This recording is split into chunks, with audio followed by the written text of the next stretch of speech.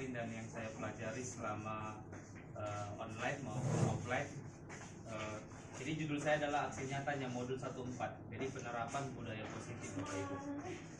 Nanti di sini bisa Ibu perbedakan nanti yang selama ini kita lakukan sama yang saya pelajari. Ada nggak perbedaannya? Kalau ada, ya silahkan dirubah mengikuti ini Bapak Ibu. Jadi saya hanya menjelaskan dan mengajak Bapak Ibu untuk menjalankannya secara bersama-sama. Oke, yang pertama adalah Bapak Ibu paradigma belajar. Jadi kalau dulu kan metodenya teacher center learning. Jadi fokusnya kepada guru kan. Siswanya mendengarkan berjam-jam. Siswanya duduk aja mendengarkan saja.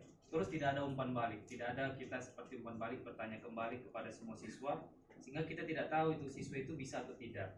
Sekarang Bapak Ibu, kita menggunakan metode student center learning, jadi siswa yang paling aktif. Guru hanya mengarahkan saja. Jadi di sini adanya umpan balik. Dari umpan balik itu nanti kita tahu nih berapa siswa yang bisa, berapa siswa yang tidak bisa.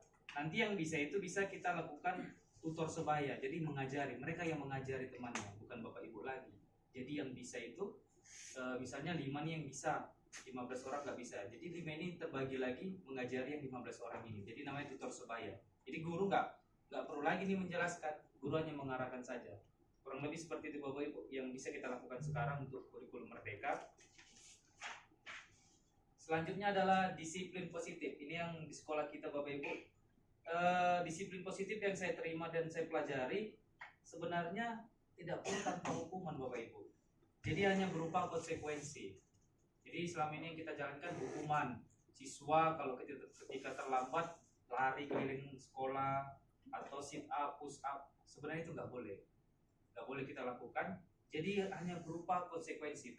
Beda ya Bapak Ibu ya antara hukuman dan konsekuensi. Konsekuensi ini kayak misalnya dia tujuannya itu si anak bertanggung jawab terhadap apa yang dilakukannya. Sedangkan hukuman itu dalam bentuk fisik atau verbal ya Bapak Ibu. Contoh seperti ini. Ini perbedaan antara hukuman dan konsekuensi. Kalau misalnya hukuman itu adalah lari keliling sekolah saat terlambat. Tapi kalau konsekuensi ketika dia terlambat bisa kita buat misalnya jam istirahatnya kita kurangi. Atau misalnya kalau dia tidak bernyanyi, ya mungkin bernyanyinya 10 kali. Lagu wajib Indonesia Raya 10 kali. Jadi tidak ada yang namanya hukuman sebenarnya Bapak Ibu ya. Terus yang kedua adalah siswa disuruh memperbaiki kancing baju ketika berantem. Bukan ketika berantem kita suruh sit up, push up atau lainnya dalam bentuk kontak fisik, tidak boleh Bapak Ibu ya. Terus siswa berdiri di luar kelas. Misalnya dia ribut nih, kita suruh dia keluar kelas, terus berdiri dia, kita strap dia, nggak boleh Bapak Ibu. Tapi konsekuensinya apa? Siswa diberikan tugas tambahan. Jadi itu bedanya sekarang sama yang dulu. Kalau yang dulu mungkin kita selama ini kita lakukan dengan hukuman. Tapi kalau sekarang ya kita ditambahkan dengan tugas-tugas tambahan. Seperti itu yang saya pelajari Bapak Ibu. Terus motivasi. Ini motivasi siswa. Yang pertama adalah siswa selama ini bisa motivasinya bisa untuk mendapatkan imbalan atau untuk menghindari hukuman kepada guru atau sesuai dengan yang diinginkannya atau menghargainya. Itu motivasi. Baru ini Bapak Ibu nanti ada pertanyaan yang saya buat. Setiap manusia ini ada 5 kebutuhan Bapak Ibu. Ada penguasaan, kesenangan, kebebasan, dan kasih sayang. Kurang lebih itu adalah kebutuhan dasar manusia, terutama siswa. Oke, di sini ada kebutuhan bertahan hidup. Kebutuhan bertahan hidup itu seperti makan, kesehatan, rumah. Kalau kasih sayang itu adalah kebutuhan untuk diterima. Terus penguasaan itu adalah kebutuhan untuk pengakuan dan kemampuannya. Jadi diakui gitu. Kebebasan itu adalah sesuai dengan yang mau pilihan dia, tanpa mempengaruhi orang lain. Kesenangan itu adalah kebutuhan untuk dia merasa senang. Di sini Bapak Ibu ada cerita soal yang pertama adalah ini ceritanya Bimo seorang anak TK nih. Terus selalu berlari keluar kelas menuju jalan raya di depan sekolahnya yang ramai dengan kendaraan. Terus di sini ada Bu Ani. Bu Ani bingung dan seringkali melihat Bimo ini lari-lari. Terus di sini ada pertanyaannya Bapak Ibu. Aku senang main kejar-kejaran dengan ibu guru. Seru. Termasuk Bapak Ibu ini apa Bapak Ibu? Kesenangan, cinta kasih sayang, penguasaan, kebebasan atau bertahan hidup?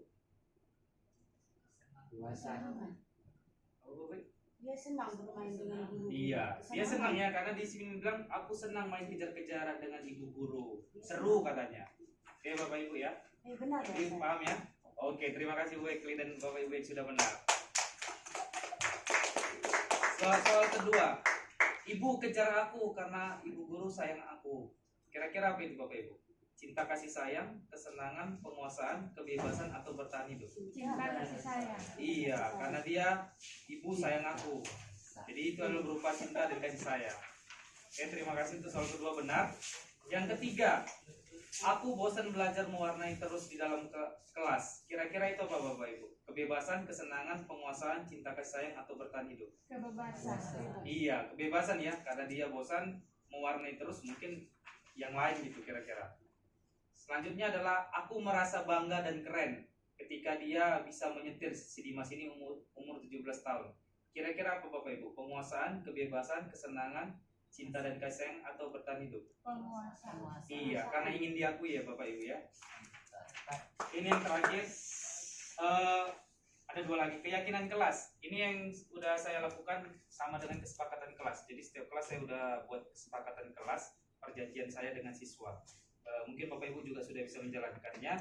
Jadi keyakinan kelas ini adalah kesepakatan bersama antara guru dan siswa Bapak Ibu. Jadi bersama-sama berdiskusi apa yang untuk 1 tahun semester ini ngapain kita. Kurang lebih seperti itu. Contohnya keyakinan kelas itu seperti apa?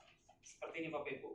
Senantiasa berdoa sebelum dan sesudah pembelajaran Bapak Ibu. Misalnya saling menghargai dalam mengajukan pendapat, belajar dengan jujur, tepat waktu dan aktif di kelas. Itu adalah keyakinan kelas. Ini adalah kesepakatan antara guru dan siswa.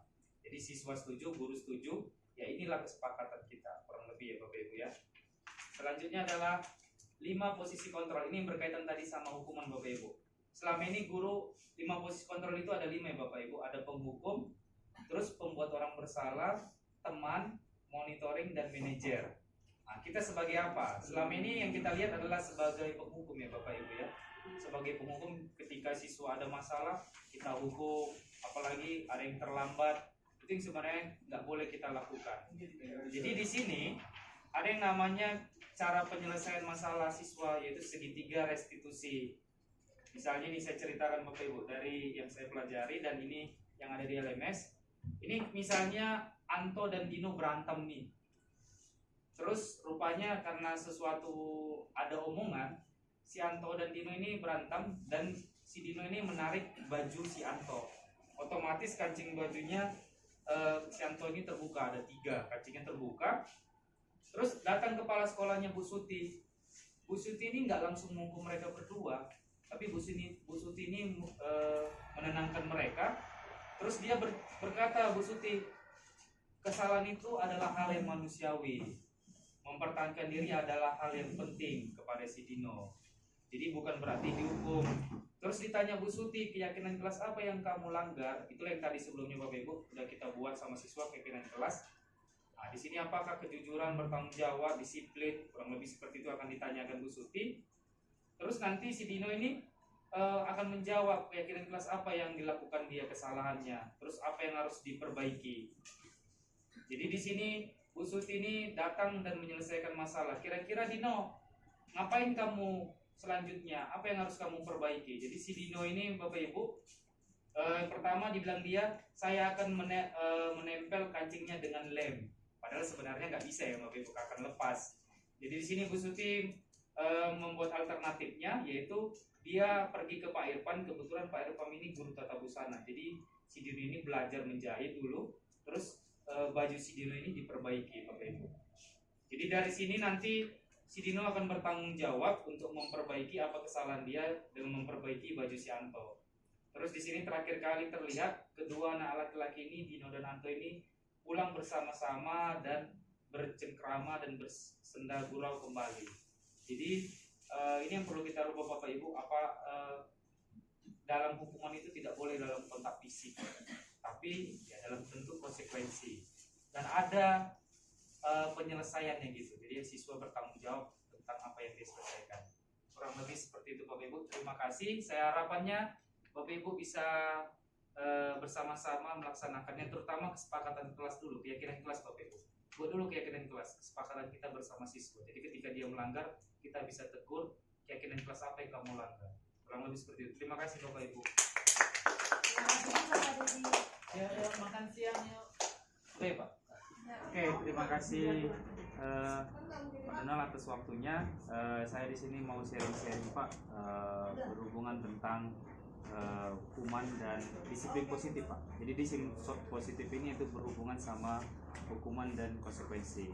Jadi kalau di sini kan Pak, kalau konsekuensi itu kan mengajarkan anak untuk bertanggung jawab atas apa yang dilakukannya. Sedangkan hukuman mengajarkan anak untuk bertanggung jawab atas pelanggaran terhadap peraturan. Jadi Pak, kalau konsekuensi itu kan ketika dia terlambat mungkin tidak ada lagi yang namanya misalnya lari, sit up, push up, tapi dalam bentuk yang lain Pak konsekuensinya. Misalnya anak tersebut jam istirahatnya berkurang aturan dari 35 mungkin jadi 15 menit. Terus atau misalnya dia tidak bernyanyi, terlambat karena tidak bernyanyi, ya mungkin kita buat 10 kali bernyanyi. Kurang lebih seperti itu Pak. Di sekolah kita masih menjalankan hukuman Pak. Padahal yang saya pelajari Pak, di sini ada 5 posisi kontrol, yaitu guru sebagai penghukum, pembuat orang merasa bersalah, teman, pemantau, dan manajer. Harusnya kan guru hanya sebagai manajer ya Pak. Jadi dia mempersilahkan murid mempertanggungjawab perilakunya, tetapi tidak menghukumnya secara fisik atau verbal, atau tidak memarahinya, tapi dalam bentuk konsekuensi. Kita masih dalam penghukum dan pemantau gitu Pak. Kira-kira menurut Bapak dari untuk sekolah kita, apakah bisa kita terapkan ini Pak dalam bentuk konsekuensi atau memang harus kita tetap masih berlanjut hukuman? Kurang lebih Pak, menurut pendapat Bapak. Baik, terima kasih. Kalau sesuai dengan kondisi sekolah kita ini, sebenarnya kita bisa pernah juga memakai dua-duanya. Pertama untuk hukuman, saya rasa masih perlu juga karena ya hukumannya itu ya masih dikatakan positif. Ya sejauh ini kita sudah mengalihkan menyamakan hukuman itu dengan lari pun juga mesti sesuai dengan kondisi. Misalnya saat pagi anak terlambat diberikan hukuman lari, tapi pada saat itu dia habis sarapan, kita tidak suruh dia lari, cuman untuk jalan-jalan kecil aja, tapi tetap ada yang harus dikerjakan, bukan hanya langsung diberikan surat izin dan masuk. Terus juga pada satu kesempatan juga pernah kita pakai bahwa ada ketika anak itu terlambat dan tidak ikut nyanyi, guru piket juga sudah menerapkan untuk mereka untuk mengulangi nyanyi yang itu tadi, suruh nyanyi lagi agak lebih kencang lagi, terus juga setidaknya membuat mereka juga besok nggak mau terlambat lagi, ngulang lagi. Ada ya, tergantung situasi yang kita berikan, situasi anak juga pada saat itu dia tetap juga. Dan menurut saya juga hukuman fisik dalam bentuk lari itu juga tidak ada salahnya karena masih dalam batas kewajaran, masih bisa dilakukan, kecuali kita suruh dia push up atau plank atau dalam waktu yang lama itu sudah menguras terlalu banyak. Kalau lari pun juga tidak ada masalah dan selama ini juga masih berjalan dengan lancar, dan itu disamakan seluruh hukuman, cuma tergantung pada lama keterlambatan mereka. Mungkin ada yang 2 kali, ada yang 3 kali atau 5 kali. Menurut saya itu aja masih bisa, dan masih bisa diberlakukan kedua. Oh masih bisa ya Pak?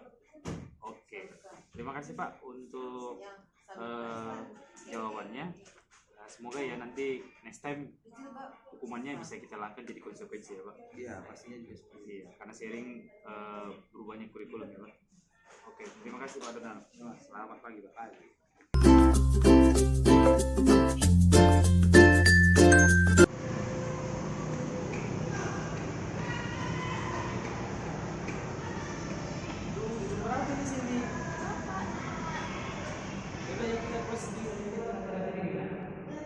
Saya sering telat. Kamu kenapa tuh? Karena saya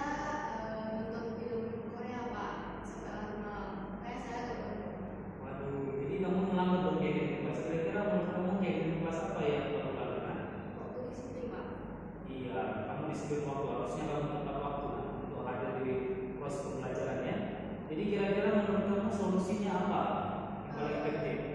Tidak menonton film Korea sampai larut malam, terus mengatur waktu biar bisa bangun, Pak. Oke, terima kasih nak. Bapak akan bekerjasama dengan orang kamu supaya memantau kamu nanti di rumah, supaya kamu juga tidur tepat waktu sehingga kamu tidak telat lagi ya. Makasih, Pak. Oke, sama-sama. Saya Cindy Yusa, akhir-akhir ini sering telat datang ke sekolah. Pak Dedi mengingatkan saya agar datang tepat waktu sebelum pembelajaran. Telat adalah hal manusiawi, tapi saya harus memperbaiki kesalahan yang saya lakukan dengan tidur tepat waktu dan tidak menonton film Korea hingga larut malam. Saya berjanji akan melaksanakan keyakinan kelas dengan hadir tepat waktu di sekolah.